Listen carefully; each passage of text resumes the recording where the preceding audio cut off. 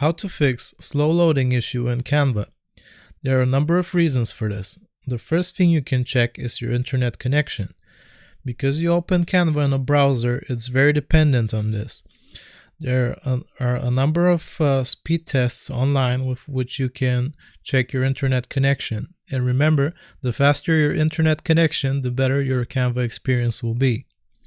Something else you can do is clearing your browsing history and simply closing the browser itself and opening it again. Just make sure your Canva projects are saved. And lastly, pay attention to the amount of programs you're running simultaneously on your PC. If your PC is overwhelmed by the amount of tasks it has to perform at once, it will slow down your Canva experience. And that's how you fix the slow loading issue in Canva. I hope this was useful. Remember to like and sub, and I'll see you next time.